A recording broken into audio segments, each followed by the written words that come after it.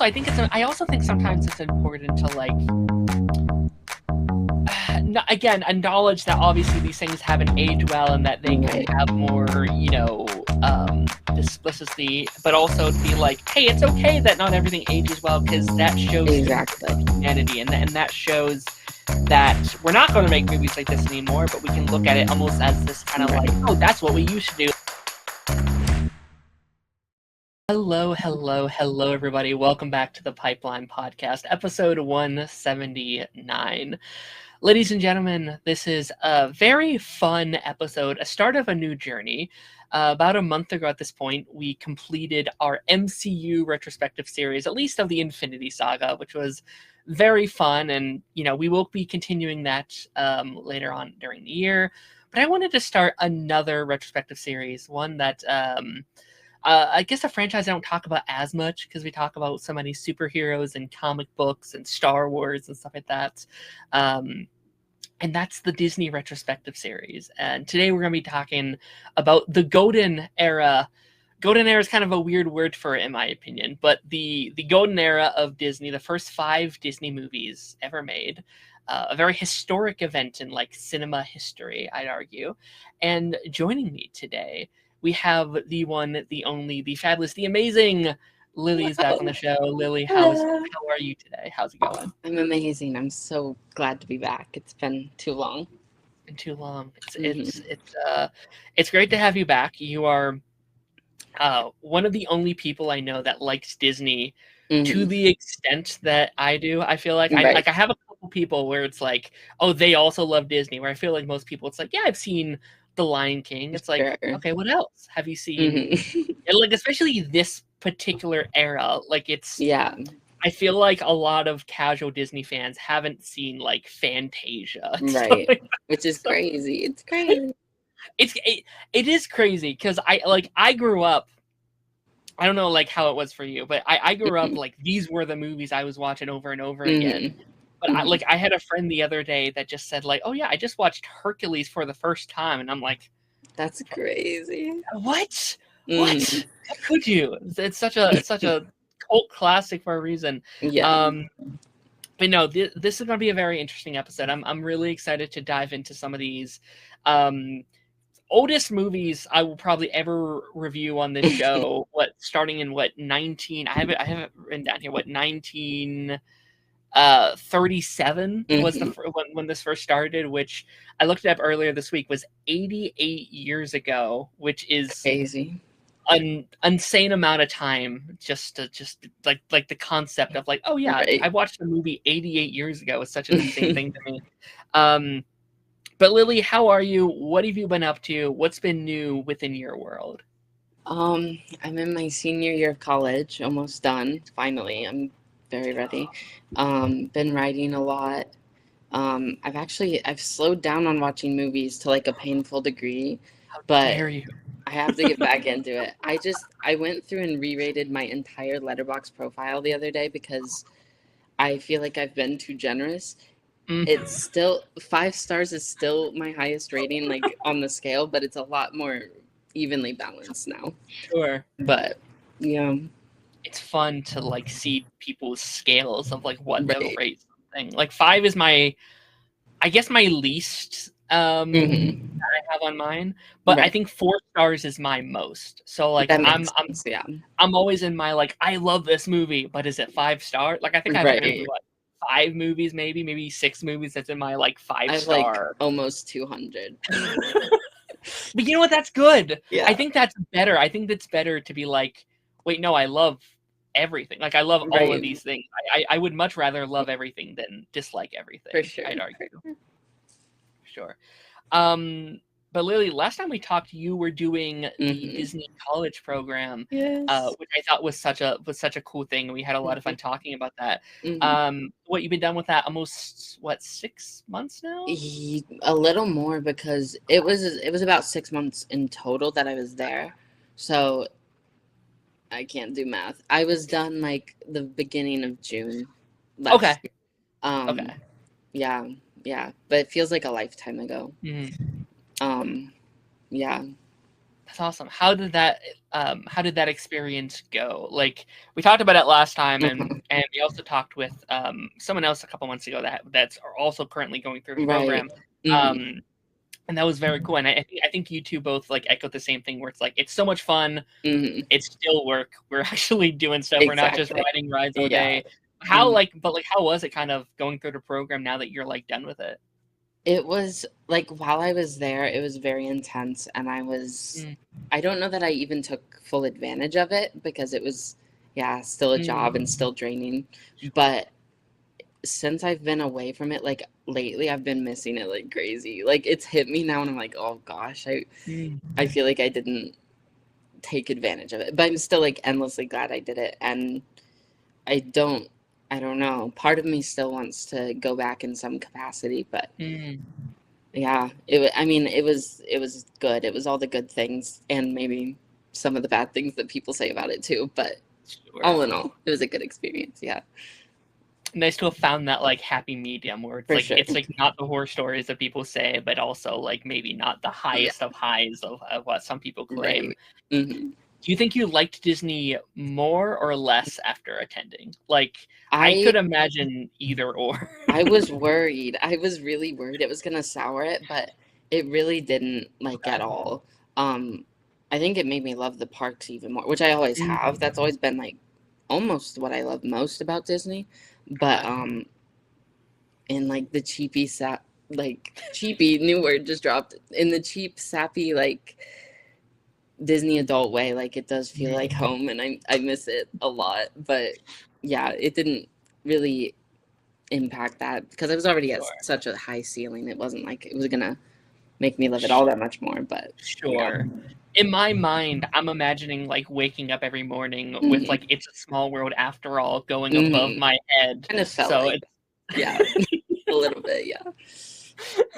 I bet there's probably some days where it's like, all right, let's do Right. this thing. For sure. For sure. That's incredible. Well, I'm gonna ask you a couple of just like get to know you kind of questions, even though I do know Yeah. you at this point, but just kind Right. of fun, just like icebreakers, and then we'll get into a little game we're gonna play here. For sure. Most anticipated movie of 2026. So out This of everything that's coming out this off the year. top of my head, this is such a like me answer, but Mhm. probably Toy Story 5.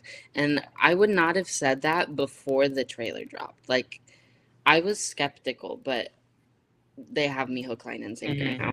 Um, and I'm sure there's other things I cannot think of at the top. That's the most Yeah. like, at least the most Disney adjacent one for sure. Although Mhm. I've also grown more excited for Mando and Grogu, which I really wasn't before. But every trailer, again, the marketing department at Disney is really selling me on a lot of things I thought would be more tough sells. Um, but yeah, as for like big blockbuster, that's probably most anticipated. I was with you on Toy Story 5, Hmm. and I think we maybe talked about this last year as well, but Hmm. like I was very like kind of on the like I don't know if I want another one. Right. They said Hmm. goodbye, and then that trailer came out, and I'm like, oh, I almost think it's the most like justified of them all, Exactly. just Right. based on the concept, and it's like it'd kind of be a waste if they didn't tell a story about the like extinction of toys itself and Right. this rise of Right. technology. Like, it Hmm. kind of does right itself. It's just how we are right now as like a Yes. Yeah. society. So that's very fun. Hmm. Um, favorite movie theater experience? Ooh, that's a good question. Um, Probably not of all time, but the one that just jumped to my mind. Maybe it's because I'm just thinking of the Disney College program now. But when I would go to the theater in Disney Springs, like while I was working Oh, there, I had a lot of really good experiences there. But I think my favorite was seeing Thunderbolts because it really brought back like the feeling of being in an mm, audience of an MCU movie that I hadn't felt since like Endgame. yeah. Um, it felt, I don't really know what was different. It was just a very active crowd. Hmm. That's probably one of my favorite more recent ones. I also saw the re-release of Revenge of the Sith while I was there. I actually didn't love that experience. It was kind of overwhelming. People were way too loud, and I have my own convoluted feelings on that movie. But it's Yeah. more like a complex with like I love it, but I feel like it's overrated, and it's Mhm. for those two things to coexist. And being in a room with a bunch of people who love it, Well, that makes me sound cynical, but it was just kind of bothering me. But it was certainly an experience that I lived through. That's fair. I think a theater experience is definitely very weighted to me, depending on what your audience is in the For theater. sure. Like, I don't know, like I can go to like the classic ones of like, you know, Infinity War and Endgame Right. or high peaks of just like, of course it is. It's everyone's peaks. Right. There's that, but then, you know, I saw Minecraft opening night as someone who never played Minecraft, and that was like, oh, that's the worst theater experience I ever had because people were maniacs and insane and they didn't calm down. So that's interesting. Did you see a lot of movies when you were there? Like, was that something you were able to do a lot or no? Actually, not. I mean, it was mainly those two. I saw Brave New World when it came out late after work one night. And then the next day at that very theater was when Anthony Mackie showed up. And I was so sad that I went the night that I did, but whatever. And then one day I did a triple feature of The Day the Earth Blew Up, the Looney Tunes movie, followed by Snow White live action, followed by a Minecraft movie. And it was a very long day, but yeah. What an interesting selection of movies. I feel like all those movies have different energies and perceptions. Yeah, but somehow they do also, I feel like they share something. I don't know what. It's like unspoken, but they have like a wacky energy almost. Yeah. Like they share a vibe almost. That's funny. That's incredible. Favorite video game you've ever played? Well, this is Disney relevant, but Disney Infinity is forever my favorite. I have every single mainline figure, and I was really into it when it was happening, but I've continued to be in the years since. The day that it was canceled was one of the most devastating days of my life. It was bad, but yeah.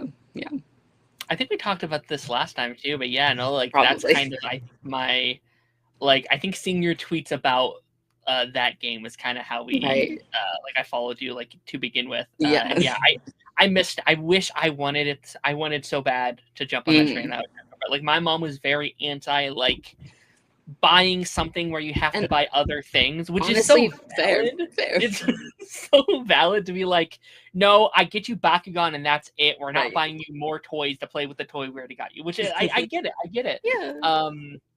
Which I guess is like the current day, like microtransactions kind of things where it's like, wait, you want us to buy you skins for the thing you can play without skins? No, of course not. I'm curious though if they'll bring back that vibe a little bit because I know like Epic Games is doing their like Fortnite Disney project or whatever, and I'm like, that kind of just sounds like what Disney Infinity was trying to do or like did do. So yeah, it feels like a more cynical version of it because it's inevitably going to be. And I think also I do view Disney Infinity with more rose tinted glasses than like it was in fact like buying. I think Toys to Life is cool, but it is also a little bit, I don't know what the word is, greedy, I guess. It is very like corporate heavy, like we want you to get your money, which is, you know, it's like I love Disney, I love the characters, but also as a brand, it's like, okay, you know, they're not always the most like, you know, level-headed in terms of, you know, ethics and stuff like that. Yeah. Which like we're in like a weird era right now for Disney because we're currently like shifting CEOs. Actually, I think as of tomorrow, as we're recording this, we get a new CEO, which I'm liking what I'm hearing so far. Like it feels like a more diverse, you know, forward era. They're bringing back the Muppets, which is exciting. They're like everything they're saying. I'm like, I'm in. Like they said they want to focus on like original IPs. And I'm like, okay. This sounds good. I'm on board, but they always have a great pitch up front until it's like not. So we'll see.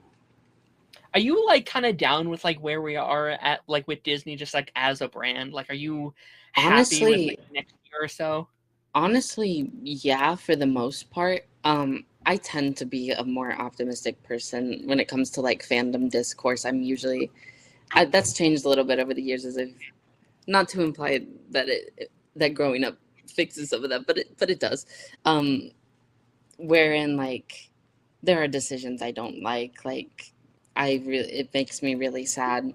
A lot of the stuff with the parks is like either it really depends on the thing, because sometimes I'm like, yeah, the new thing is very exciting and maybe it was worth the cost. Like, I loved Muppet Vision to death, but I think Monstropolis is kind of worth it, especially since the Muppets are still staying in the park overall. But I don't think that dinosaurs should have been taken away, because to me it feels like dinosaurs are such a big part of the animal kingdom that removing them entirely from the park feels wrong. I don't know. It's very weird. But in terms of like film wise, I'm feeling pretty positive. I still don't, obviously it's what we talked about last time. I still don't necessarily love the live action reboots, but I am actually kind of excited for Tangled. Less so for Moana. I don't know why there's a difference there, but I don't know. I think mainly it's because I'm excited to see Catherine Hahn as Mother Gothel. Yeah. I think I'm a weird, like, I do think as a whole, like, Disney is on the right track for me for at least most of the thing. Like, I think Marvel has really gotten themselves back on track with, like, and trying to get themselves back on around. I'm pretty excited for them. Star Wars, we got to see, because I know, like, I think both Marvel and Star Wars are at a point where they're kind of entering their soft reboot era and trying to rebrand era. So those are like, watch the space. Disney animation, I need to wait and see. Like, I'm excited for next and stuff like that. But I think Zootopia 2 was like, okay, we're heading in the right direction. Got Frozen 3 and 4 in a couple years here. So I'm like, okay, we have to wait and see. Pixar, I'm relatively happy with. I know there's some like ethics behind this. It's like the movies themselves, fantastic and like full of like, gives me so much hope for the future. But all it takes is one singular Pete Docter interview in it, and I'm a little more wary. But I still am hopeful, despite that, I guess. Yeah. Like, I really liked Hoppers, but like, I came out of Hoppers being like, I feel like there's something a little missing. And then it was like, oh, there was stuff missing, because they apparently they censored a lot of the main story and stuff like that due to just whatever it is. And you have the whole like Elio controversy where I'm like, why would you? It's so stupid to me, being like, we didn't think you could handle it. It's like, dog, you made Incredibles where you have like children almost blowing up in a plane. Like, they can handle it. They'll be fine. And also, almost as like terrible as that, I mean, that matters more to me as a queer person, but like, the when he said like they're trying to make them less autobiographical and more appealing to everyone, it's like they're taking the wrong message from like, that's what's made the last decade. I think the 2020s is maybe like, nostalgia aside, might be the best era of the entire company. But it's because of how autobiographical half those movies are. So I just hope, I don't know, I'm scared, but we'll see, I guess. I'm nervous because like I do think the first like 10 are my personal favorite, like those original, which we'll talk about that in actually a second here, but like I love those, and those will always be my peak. But I much prefer, and I guess this is a hot take among people, but I much prefer the last I'd say 2020 through now more than like those like 2010s where you have like Finding Dory and Good Dinosaur and Brave and Cars 2. It's like, I think that's the dark era of Pixar. Not that Pixar has a dark era. I think they're all just comparatively. Good, so yeah, no, that's definitely interesting. And then like, I think their live action division is interesting. I think they're trying. I see them trying to fix the thing. I think they know it's like, we can't stop these because from a money standpoint, these are our most profitable movies, unfortunately, and you can't escape that. But like, you have them greenlighting things that I kind of think are like interesting. Like, I'm not excited for it, but they greenlit like a Tinkerbell series. I thought was actually really cool. We have Gaston, which is a movie that I'm not personally. I think that's weird. I think that's wild, but also I'm like, but they're at least doing something new. It's like a new idea. I guess you have like a Prince Charming now. Like, I love Maleficent and Cruella. So if it can be in that same vein, then maybe it can convince me. I liked Mufasa a lot. That's one I know a lot of people did not like. That I thought was like, I was like, do more of that. Like, make a new IP with the IP. Like, if you have to do these, do something exactly. But okay, yeah, we're going to be playing, obviously we're going to be getting into those Disney things here in a minute, but I have a list of Pixar movies here. Yes. And I'm going to go down the IPs, and I am going to name 2 Pixar movies, and I'm going to have you choose between Oh no. Oh no. until we go through all of I'll them. try my best. Okay. Toy Story or A Bug's Life? I do love A Bug's Life, but Toy Story for sure. Okay. Toy Story or Toy Story 2? Toy Story 2, but it's very close. Toy Story 2 or Monsters, Inc.? Monsters, Inc., but it's also very close. Monsters, Inc. or Finding Nemo?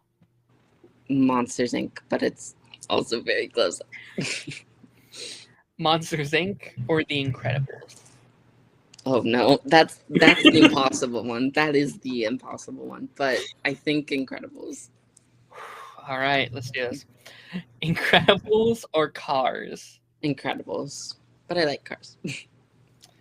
Incredibles or Ratatouille? Oh, Incredibles, but it's very close. Okay. Incredibles or Wall-E? Oh no. Oh my gosh. Incredibles, I think. But it's like literally neck and neck. Like I cannot explain how close. Incredibles or Up? Incredibles. But I love Up. Obviously. Up? I'm sorry. Incredibles or Toy Story 3? Incredibles. Okay. Incredibles or Cars 2? Incredibles. That's a stumper. Incredibles. No, yeah. Incredibles or Brave? Incredibles. Okay. Incredibles or Monsters University? I have a very soft spot in my heart for Monsters University, but still Incredibles. Okay. Shout out to the Monsters 3 being greenlit this week. Oh yes, very excited. Yeah. Crazy. Incredibles or Inside Out? Incredibles. Okay. But I love Inside Out. Me too. It's safe to, I mean, I love all of these movies. Yeah. Incredibles or The Good Dinosaur? Incredibles. Incredibles or Finding Dory? Incredibles. Incredibles or Cars 3? I'm sorry, this is probably very boring because I'm pretty sure Incredibles is gonna go to the Okay. But Incredibles. I'm with you. Mm-hmm. Incredibles or Coco? Incredibles, but obviously Coco is brilliant. This would be crazy if this one won. Mm-hmm. Incredibles or Incredibles 2? Incredibles, but I do think Incredibles 2 is overhated. You're speaking to the right crowd because I dislike Incredibles 2. I like it. I like it. Fair. I think it's just like a diet version of the first one. Like it does a lot of things almost as good as it, but none of them quite as good. Fair enough. Other than maybe the animation and maybe the score, one could argue, but yeah. Incredibles or Toy Story 4? Incredibles, but I'm a Toy Story defender to my grave. Okay. Incredibles, one word. Incredibles. Okay. Incredibles Soul? That we're back to it, the tough ones, and these are gonna get tough again, but Incredibles. Okay. Incredibles are Turning Red? Incredibles. I'm sorry. No, it's fine. I love it. That's Mm. also my favorite. Would Incredibles beat the rest on this list? You'd say. No, but also it's interesting because, or yes, I mean, Okay. but also on my actual Pixar ranking, I put Monsters Inc. right above it. So I don't know what made me switch it today. I feel like probably Incredibles is like objectively better, maybe, but Monsters Inc. is more like me. Maybe not more me, but like more personal to me. Sure. Yeah. Okay. Yeah. That's also my favorite. Like, Mhm. I think Incredibles is in my top 4 favorite movies of all time. Right. I think it's like it's a masterpiece. For sure. But also, yeah, like I think Elemental was good. I think Inside Out Me 2 was too. good. Mm-hmm. I don't love Elio as much as I wanted to, but I still think it's solid. Mm-hmm. And then Hoppers is also, I think, Yeah. middle of the road for me as well. Like I think they're, again, like I don't really understand the like, oh, like Pixar hasn't been good in years. Mm-hmm. have we just not been watching? Like, I truly think COVID really messed up Pixar's like reputation. Yeah. Not because they weren't good, but because like Onward literally came out as COVID was starting, and Yeah. then It's Soul so and Luca strange. and Turning Red were all streaming movies, and so like people didn't see them, I feel like. Which is such a shame, because those three in particular, like that run, and I would even include Onward in there. It might not be quite on the same level, but it's pretty close. That streak of movies is like, and I guess Toy Story 4 was right before that, and I love that. So like, I just love them so much. Lightyear kind of broke the streak big time, but other than that, if it weren't for that, I would say they're still on that streak, because that's really been the only kind of blip. I agree. I think I respect Pixar for trying. I'm sorry, Lightyear for trying something. Yeah, I'm glad it exists. It just, and it could have been so much better. I think conceptually it's wonderful, but yeah, just there for me as well. All right, we're gonna be diving into kind of our main combo here today. I'm gonna pull up one by one these golden era Disney movies. Obviously starting all the way back to 1937, the first feature-length animated movie of all time. Which again is still just, crazy for me to say. I think it's still crazy to look back on these. I mean, like, it started 88 years ago. And that's Snow White and the Seven Dwarfs. Now, I rewatched this last year. Last year was that when the live action one came out? Yeah, last year. Because I was like, okay, I want to get the full grasp of the story and grasp of like the controversy that was kind of going around. Like, there was so much like, we can dive into this once we get into it, but like there was so much like defense of this movie. Yeah. Like the Rachel Zegler of it all, which I still defend Rachel Zegler with obviously my entire being. Mm-hmm. Absolutely. Oh my God, that forever pissed me off when it's Right. like, she said this. It's like, actually, she didn't. They just edited it in this way to make you think she said this and turn it on her head or whatever. It's Brie Larson all over again. Dear God, I think for her sake, I kind of want her to stay out of the big IPs, because I think she's too talented for the the bigots on the internet to be having their pitchforks at her. Just like stay on Broadway, stay to your smaller scale stuff where they can't come after you as much. But what's your thoughts on Snow White? Obviously, I such love a historic one. It's actually, of these 5 movies, it's one of only 2 that I like watched growing up. Okay. Honestly, one of the only, I was much more of like a Pixar girl like my whole life rather than Disney proper. It was like a little later, mostly thanks to Infinity actually, that I like got into everything else.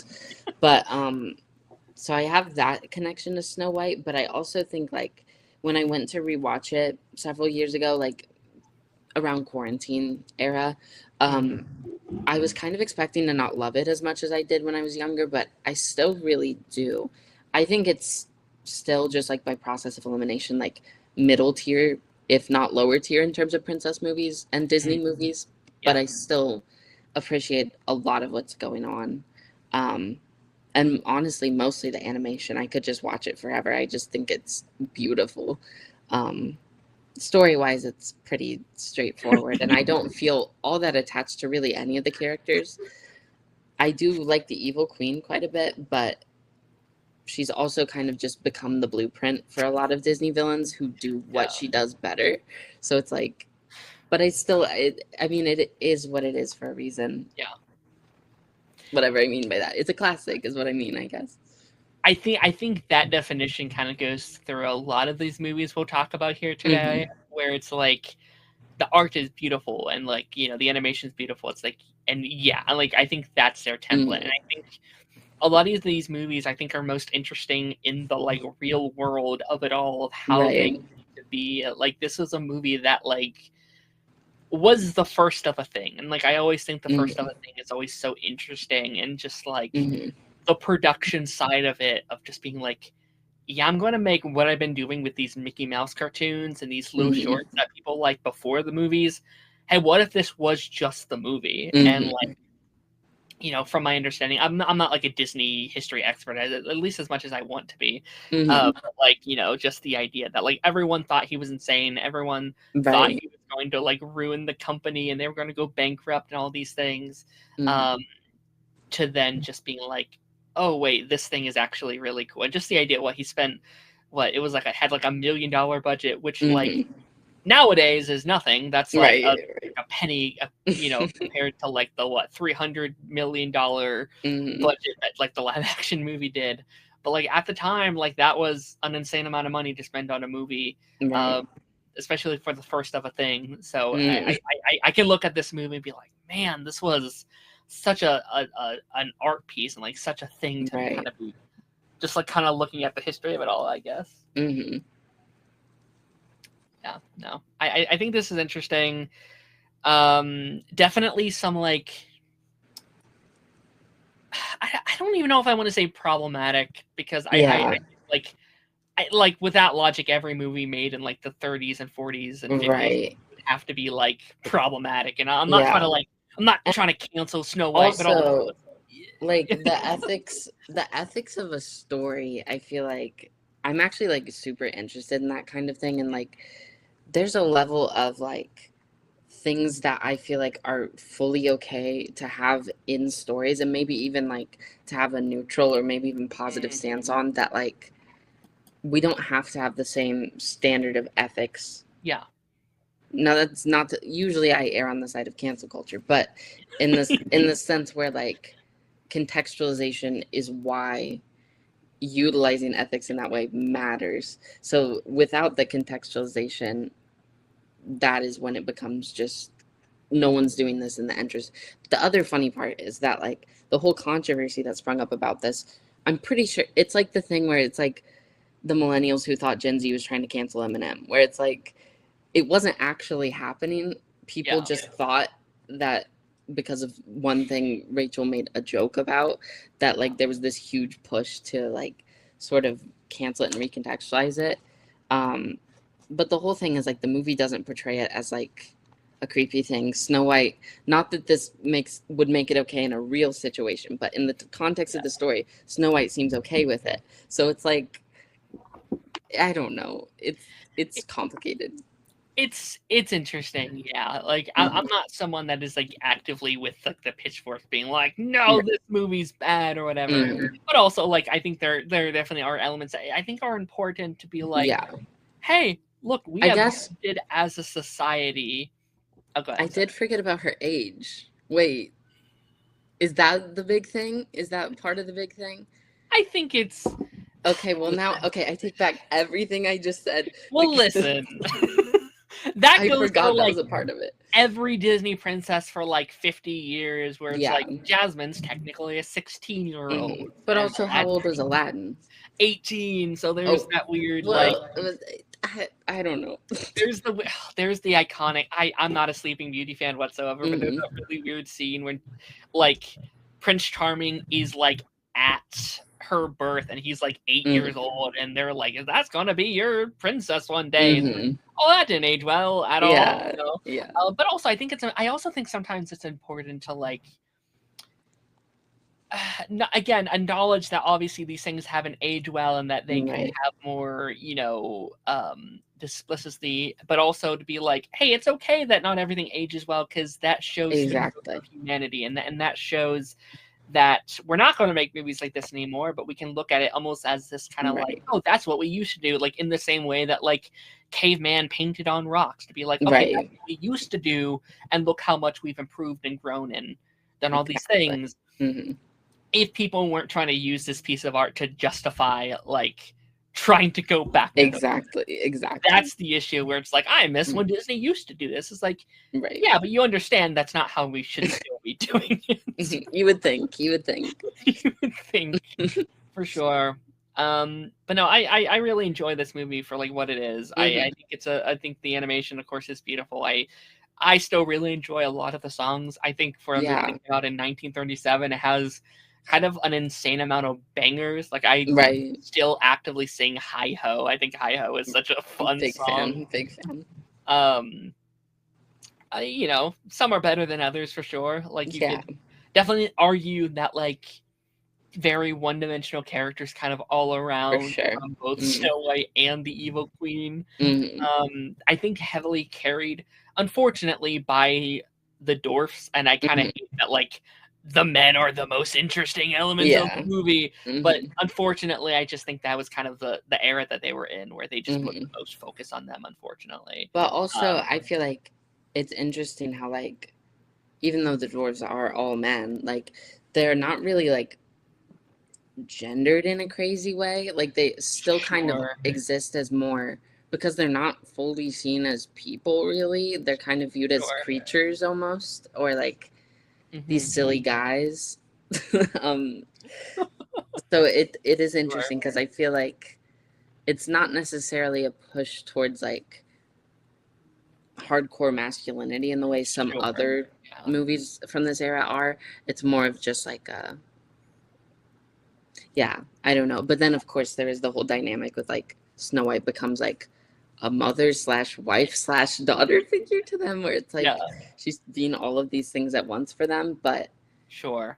yeah, yeah, Which, like, I think that's actually one of the aspects that I actually think the live action one yeah. improved upon, where it's like, oh, I'm not going to do this for you. Like, I'm not your Hmm. living maid, but I will teach you how to do this because you have never had someone in your life to kind of Exactly. put Yeah. you into this point. Um, what did you think of the, like, live action version, by the way? It's so complicated. This is not an answer to the actual question, but my dad loved it for some reason, which is very interesting because I've not heard a single other person on this planet love it. Like I've heard people Yeah, like it, but um I don't know. I think it does some good things. It's hard to look past the Gal Gadot of it all. Not just like politically, like that's terrible, but like yeah. also performance wise, and for her to Mhm. portray one of my favorite villains of all time, it's like an like a like cruel joke from the universe on in my land. But I don't know. It happened. It's neither my least favorite or favorite of the Yeah, live action remakes, but yeah. I would agree. I think, like, I really liked a lot of it. Like, I Right. enjoyed, I'd say, like, 68% Mhm. of that movie. Mhm. And I think when it's good, it's, like, really solid and, like, kinda what I want from these live action reboots. Yeah. But then there's that, like, other, like, 30-40% where I'm like, "Ooh, I don't like the dwarf's look. I don't like they changed Yeah. that," and Gal Gadot, unfortunately, has quite a bit of screen time, and Mhm. but, like, anytime, like, Rachel Zegler's on screen doing Exactly. her thing, Exactly. and, like, the original music, except for the Evil Queen song, I Yeah. think is, like, Yeah. really, really good. Um, Genuinely. and I think that's just the issue, is, like, I can't, like, there's this, like, middle ground where it's like, okay, if I criticize it, I am put in the box with the people that I Right. don't wanna be put in, but if I, like, I say, "Hey, this is, let's actually talk about it," it's like, "Oh, Mhm. you like this?" So it's, I was like, I don't know, I have issues with it, but not the Mhm. same issues that, like, the most shows on the internet have issues with it. Exactly. Exactly. Um, yeah. Very iconic, very big in pop culture, and changed Mhm. things for like animation everywhere. And Right. it's so cool to see movies now. Like, Goat came out a couple months ago, and Mhm. K-pop Demon Hunters just won best picture. It's like, man, this is where it Mhm. started, and this Right. is where we are now, and I think that's really Mhm. cool. Alrighty, our next pick here, I have Pinocchio. Mhm. Second Disney animated movie ever made. Um, I wasn't a huge Pinocchio guy growing up. I wasn't. Mhm. Um, this one was never among my favorites. Actually, I remember being pretty freaked out as a kid That's fair. That's fair. when they're drinking and they're smoking and they're turning into donkeys, and Mhm. I remember being like, "This one is not for me." Mhm. What's your thoughts on this one? I love it. Okay. But that Cool. was like a later in life thing. Okay. Like I think I watched it once when I was younger and I like barely remembered it, but Hmm. when I rewatched it probably around when I watched Snow White, like I was really surprised by how much I love it. Like I love Pinocchio as a character. I love Geppetto. The Blue Fairy is very cool. Not a fan of Jiminy, and I was kind of sad when I revisited it because I always remembered loving Jiminy Cricket, but then he's like Okay. this crazy womanizer, and it's really distracting, and not in like a cool way. He's just low-key kind of creepy with it. But Figaro the cat is maybe my favorite Glup of the Disney universe. I adore Figaro. So for that alone, I give it a lot of praise. Yeah, I don't know. I think this one has always kind of had this like almost creepy undertone to me. And I don't think I like this movie until, and I'm sorry, I have to keep talking about these, but I'll talk about these most of these, is the live action version. When the live action Pinocchio I haven't seen it. Ooh, it's not great. I'll say that. And I watched this. I rewatched this the night before that came out, and I was like, oh, I have such an appreciation for that original movie, because it kind of does all the same things that this one does, but just consistently slightly worse and slightly less impressive than what that one does. It's like there's not much to like really grasp onto here and really make it special. And I think like that really made me realize how impressive the animation is in this movie. There are some just genuine, insane pieces of art in here that should be put in a museum. The opening bits when they're like showing off all of his carvings and his clocks, and everything goes off, and they're all dancing and they're all moving around and doing their things at the train station, going around the room. And I was like, this is genuinely beautiful. Like it's a beautiful sequence, and the entire like ocean set piece when they're getting like swallowed up by the whale, and he's out there and he's battling the whale, like gorgeous, like genuine cinema. It's so brilliant, and like that's something the live action basically cuts out of the entire movie. Like I don't know, man. I find myself having more of an appreciation having seen a version of that story. That's fair. I haven't, obviously it's not really related because Pinocchio is just a source material, but I have not seen Guillermo del Toro's Pinocchio, but that's another movie that my dad loves, which now that I've given the context of him loving the live action Snow White doesn't really like, that doesn't like set a good precedent for what his film taste is, but I believe him in the case of Guillermo del Toro's Pinocchio. So I really want to get around to that, but yeah, this, I really do have a soft spot for this movie. I think it's my second favorite of the 5 movies that we're talking about today. So, okay, fair enough. Yeah, I think I will say, and this is a little pet peeve I've had ever since I was little. It does drive me crazy that Geppetto sends Pinocchio to school day one. That is crazy. Not only does he send him to school, he sends him to school alone with no knowledge, no training. He has no idea that he has a little cricket in his pocket guiding him away either. He's just like, all right, go on to school. And I was like, this is insane. This is a newborn child that knows nothing about the world. He should be homeschooled for a couple months. We gotta get him in the workforce.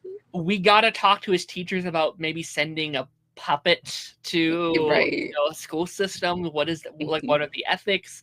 How much does Pinocchio know? Was he downloaded with like the base knowledge of like I don't know things? I don't know. It's a thing that like bothered me as a kid. Like that's so fair. Geppetto, how could you do this? I will say, and I don't know how you feel about those, but I know they're putting out the new Pinocchio like horror movie thing this year. Which like I haven't loved most of those, but I'm like, you know what? I can kind of see this one though. Like I feel like Pinocchio low key is kind of creepy, and I think like it's literally the like Chucky Annabeth template of just like all that comes to life, he's gonna kill you. There's a lot of potential there. I feel like. Alrighty. Any final thoughts on this movie before we move on to our next? Nothing other than I adore Figaro so much, and I just love that cat.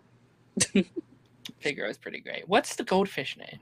Doesn't he have a Cleo, I think. Cleo, that's a fun little bit of just them trying to eat each other for. All right, Fantasia. Probably the more, I guess, less I have to say on this. Like this is the one where it's like, oh yeah, Fantasia, and kind of goes into the thing I said about Snow White, where it's like, I think the history is a lot more interesting than the movie itself, Mm-hmm. I'd say. Mm-hmm. So what's your kind of thoughts on Fantasia? This is my favorite of the 5. Okay. I kind of love it just for what it is. Sure. And what it is like categorically different than everything else because it's not a narrative film. But it's still phenomenal, and I wish there was more like it in the world, and so I cherish it for what it is, and not to just like put it on this high pedestal because that seems to be what a lot of other people do, but I just really love it. It's for a long time I put it very high on my Disney ranking, and I think I've overstepped that a little bit, just because of how much I love it conceptually. Sure. But then again, it is. I feel like maybe it shouldn't even be in those rankings because it is not, again, a narrative film. Yeah. So it's like, how do you even gauge that? But it's just a really cool experience, I feel like. I think like I feel like I don't appreciate it much having gone through all the iconic animated movies I've seen in my life, but I cannot imagine watching really any of these movies when they came Right back in the 30s and in the 40s, watching these experiences for the first time. And I think the most interesting thing about Fantasia is just like the behind the scenes, you know, the like tour up and all, like Disney basically going on tour and them like having to create this entire new sound system. And the idea that it only went to 13 movie theaters because they literally had to like get new sound systems as they went, which boosted the movie's budget, having to give these 13 theaters a special sound system to air the movies. Like that is such an interesting, like, has something like that ever happened before kind of situation that I think is just so interesting and so fascinating. And the like thought process that went behind it being just like, oh yeah, we are going to like, we are the orchestra while the movie is going on and while the movie's playing, basically being this like virtual play or this virtual in real life performance that like, again, I'd love to just see this in real. Like, I wish I was there watching this in the cinema as it came out. Like they had talked about like, okay, well, like we will have these real things that, you know, like we'll have like real smells that we'll put in the theater, have this real experience. That's insane to me. That's crazy to me personally. The movie itself, to me, I'm kind of iffy on though. Like this is not one I'm actively rewatching, unfortunately. It does just feel like a lot of music videos. I mean, well, that kind of like, that's the point. It's at a higher standard than that, but than just like music. Well, not that music videos aren't. You get what I'm saying. It feels like a bunch of shorts, I guess. Yes. And I really love, obviously, the Sorcerer Mickey stuff. But also the rest of it too, and like Chernabog and all of that is so cool. And then just the impact it's had on Disney lore is kind of crazy with in terms of Sorcerer Mickey. I think Sorcerer Mickey is kind of the biggest takeaway, I'd say. Like, for sure. It's still like arguably top 3 most iconic Mickeys. I'd argue in like that we've had. So yeah, no, I love that bit. That is definitely the highlight to me, and that's the thing that I remember most. And I think I will recognize the movie for. But then, like some beautiful, you know, things. And I think this is executed better than a lot of the like wartime era movies that are absolutely arguably the template of what this was. Like they kind of took what they did here, like a slightly lesser version of those, in my opinion. Like, I'm not a huge fan of like Fun Fancy Free and like Melody Time and stuff like that. But also, it's like, well, it was a weird time as well. Like, I think there's a reason they weren't as good because there was some real world events that contributed to it, and it wasn't as much of a thing of passion as like necessity, if you will. So, I don't have much else to say about this one. I don't know if you have anything else, but I don't think so. Okay. Next one on our list. This might be the most like controversial one, I think, out of these. And that's Dumbo. Man, Dumbo's an interesting one. Yeah. I'll have you get started with our Dumbo talk. What's your kind of your I vibe for Dumbo? I mean, there's obviously all the like political stuff. Is You're actually gonna have to remind me. It's mostly with the crows, right? Crows is one of them. Yeah, Is I there think other Crows is stuff like too? That is. there's like depiction of slavery in like the first act of the movie where you Oh actively have yeah. that's another Oh big my gosh, one. yeah. Which I think has now been removed if I remember correctly, I like at least believe from so. Disney Plus. Hmm. Um, I don't know. I I guess depending on who you are too. Like there's the whole he gets like drunk on champagne, which I don't think is Yeah, controversial. I think that's just like some parents don't like their kids seeing that right. kind of thing. But like, Yeah. yeah, I love the character of Dumbo, but I really do not like this movie. It's not even, I mean, obviously I don't like any of that terrible controversial stuff. Well, controversial kind of underplays it. That yeah, terribly aged yeah. aspects of it, but like narratively it just feels like when I rewatched this like just like a year ago or something, and I was just like so depressed after. I feel like it just Mm, beats down on Dumbo as a character the whole time, and just the whole movie mhm. feels cynical. The way that every character but Dumbo acts, or maybe like his mom, I guess, but like, and I know that's the point, but it left me feeling like really Mm, sad, but I don't know like that I really. It didn't feel like an emotionally fulfilling sadness from a movie. It was just like, oh, well, that kind of was not a fun experience. But I do love Dumbo. I think he's adorable. Um, yeah. but I don't really think that's enough to save it overall for me. I'm not a huge Dumbo head. I'm not a Mhm. huge it's probably my easily my least favorite, I'd say, of these five Yeah, movies me here. too.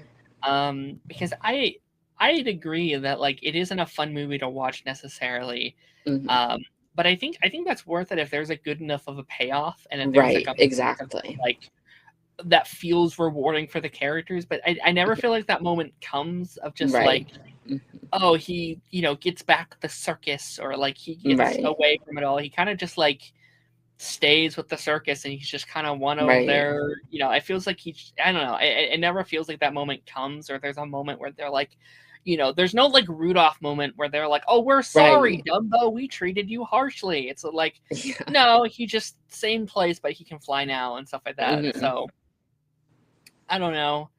I think there are some cool stuff in theory of just like, oh, like you can do Right. anything you set your mind to. Like I think on Right. paper that stuff is cool. I do like some of the songs, even though the songs are like Yeah. still probably pretty motivated in racial stereotypes, which can Right. make it hard to be like, this is a fun song, but Hmm. and I know this was like their like from what I remember from just my days of like looking into the history and stuff, like this was the cheapest movie out of this lineup here. They were struggling after Pinocchio and Fantasia didn't do so well, so they were like a cheap movie, that the cheapest of all of this stuff and stuff like that, Hmm. which it did relatively pretty well because it was so cheap. So like Yeah. there's an argument to like Dumbo kind of saved Disney for at least the time being. So Right. um I don't know. I think it's a fascinating movie, but one that I don't know. I can't see myself ever actively going back to this movie being like, I Right. really want to watch Dumbo today. Yeah. This also had a live action reboot. Hmm. Um, Probably one of my least favorite of the live action For reboots. some reason, I kind of enjoyed it at the time. I've only seen it that once. I think I I saw liked one. that like it felt different. It felt like they were doing something more with it. I agree. Yeah. And I would have to rewatch both this and that, but I it's one of the rare cases where I might be like, this is just about on the same level as the original, just in the sense that I don't really like either of them. But at least then it's not a huge Yeah. distance between them, I guess. I remember not loving the live action reboot, but I will say I think it has one of the most interesting templates to do one, where Right. it's kind of a sequel, right? Because Right. they retell the story in like the first 20 minutes, and then the rest of the movie Right. is like a sequel to Dumbo. It's like, I guess I okay, that's never really contextualized it that way, but yeah, that is literally what it is. I'd kind of like more of that. Like, give me Yeah. like a Hercules movie, live action movie that takes place like 10 minutes after the original Hercules movie or something Right. like that. Like, that's kind of a cool idea. Yeah. But yeah, this one's just kind of there for me. Definitely my least favorite of this For era. sure. And then to kind of wrap up these first 5 movies, I have Bambi, which is my personal, I think, favorite of this lot. That's really fair. Yeah. This was, I think, definitely a big game changer. I think, like, I think narratively, this was like the first, like, oh, this feels like a bigger picture than what some of these others were doing. Right. Like, a lot of them were more simpler stories. Or I think this one kind of upped the game a little bit. What's your vibe on Disney's Bambi? I love it a lot. I had only seen it like once as a kid and I didn't remember it all. And so like it was a similar sort of thing where I was revisiting it. I'm pretty sure like back to back after Dumbo. And I think especially after watching Dumbo, it was like, oh, this is such a breath of fresh air because it's such a joyous movie. Like Yeah. I feel, I mean, other than the, you know, the dead deer carcass in the room, but it's just so, I don't know, it's just so charming and wonderful. I am of the opinion that it loses some steam in the second half. I feel like once we jump to adult Bambi, I am kind of checked out, but it's still overall really, really good. And all the stuff when Bambi's younger is just so lovely. Like it's just so full of serotonin. I don't know. I would agree with that. I think there's a reason why they only picture baby Bambi. Right. And all the merchandise and all the things. And we got a sequel to Bambi, and it was, of course, younger Bambi. Right. For the DVD, of course. But, like, it's like, okay, there's a reason for that. But I do think up until that point, like, yeah, I think it is a really, like, beautiful representation of, like, nature. Yeah. And very similar to Pinocchio, it is a gorgeous story. I think, or like it looks like visually gorgeous. Like the whole opening of the movie when they're like, you got the like rain petals going down, and we're seeing kind of the birth of Bambi and this kind of birth of life. I think is such a gorgeous movie that I would love to see like on a big screen, because I imagine that was probably gorgeous to like hear the music and see these visuals on like the biggest screen that you possibly can. And I think it's some of the more interesting, and I won't say deep characters that we've had so far here, but like I think comparatively to like Snow White and Dumbo, I think these characters feel a little bit more three-dimensional. Not fully three-dimensional, but I think they're getting there in terms of the characterizations of these characters. Yeah, most definitely. Yeah, I love Bambi. I love Thumper. I love Me too. Flower. I think that trinity of characters, if you will, is just so like, you know, as simple as it may be, I think really works for me. And then I argue as sad as it is for many, I think the death of the mother is like, I don't know, I felt like that was like one of the first like big Disney moments of just like, oh shit, okay, they did the thing. Like this kind of, I guess, started the template that Disney still uses to this day of like the dead mother narrative, where like every major Disney character has to have like either parenting problems or a dead mother, and I feel like this was like the first step into that trope. I guess.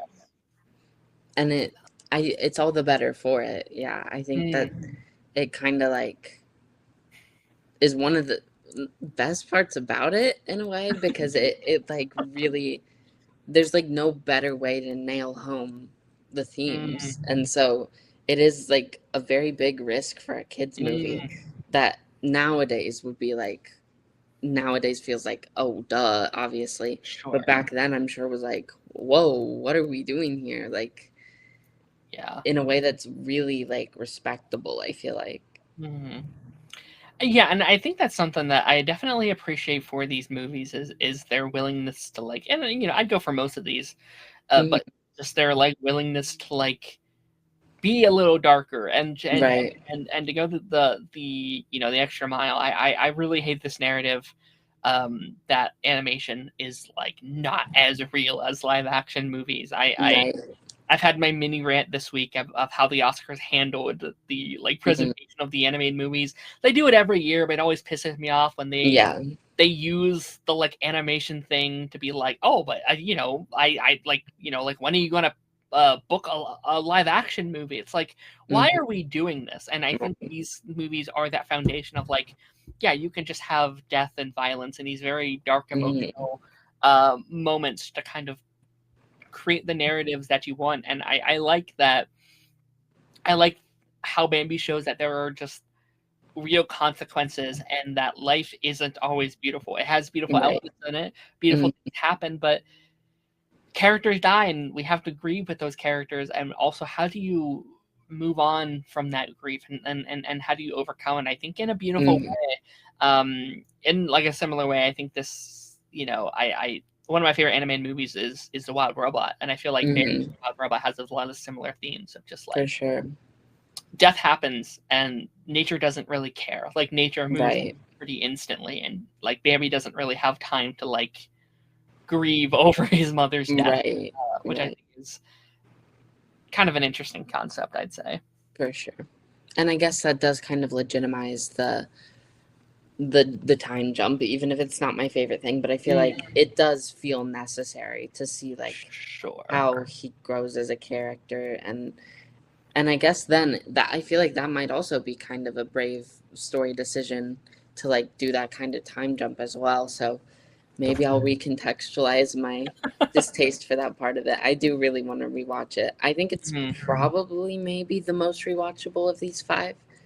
Maybe. I would agree with that. Yeah. I would, but like also like I think it shows like we are seeing a growth here. From where they were to here, but also they still have a long way to go. Like, it's not like exactly. This probably isn't in my top 30 or 40 Disney movies. Like, it's still like pretty down on my overall Disney ranking. But it's cool to see them grow, and it takes them a while to, I think, finally get there. Like, I don't think we get there until like the Silver era, when we start to get to like Cinderella and Peter Pan and stuff like that. So it's definitely very interesting. Sure. Anything from these movies that we haven't talked about that you would like to bring up or shout out, or any parts that we haven't mentioned yet? Not off the top of my head. I think though that my ranking, like, yeah, it's fun. Would be like, it might have moved a little talking about them. I think Dumbo's definitely at the bottom. Yeah. Probably followed by Snow White, then probably Bambi, then probably it gets tougher with, I feel pretty similar levels of like love for, I don't know, again, but I kind of convinced myself that Fantasia shouldn't even be compared to these because it's just a different thing. It's hard, yeah. So, and I still do love Pinocchio, so I kind of chickened out at the end of that ranking, but yeah. Yeah, I think I'd go Dumbo's my 5. I think Fantasia is my 4, unfortunately. That's fair. No, yeah, it's just so different. It's not hard to like connect to it on the same level. Right. Pinocchio is my 3, Snow White's my 2, I think, and then Bambi would be my number 1, I'd say. Nice. Well, with that being said, that does kind of brings us to what is already the end of the episode. Lily, thank you for joining us. This was an absolute pleasure. Thank you for having me. Is there anything you would like to shout out, promo, anything you would like people to check out, any socials, any things you got coming up? I don't think so at the moment. I'm kind of in the like awkward phase where I'm not doing much on the social media front, but maybe someday. I yearn to be back in the content creation field, but that'll probably be an after college thing. We'll see. But understandable. Yeah. Understandable. We'll link anything you any socials you want to do down below, obviously. Yes. But thank you for joining. It's an absolute pleasure, like always. Terms for what's next week? Next week we're doing a big movie roundup. We're doing what are the movies? Hoppers. We're finally talking Hoppers, and then Project Hail Mary is coming out this weekend. So next week will be those 2. Which, by the way, that movie looks incredible. I'm so excited. I'm very excited. Yeah. God. I'm reading the book right now that it's based on. Nice. It's so good. It's so incredible. But again, thank you for being here. This was an absolute pleasure, and I will catch you guys next time. Goodbye.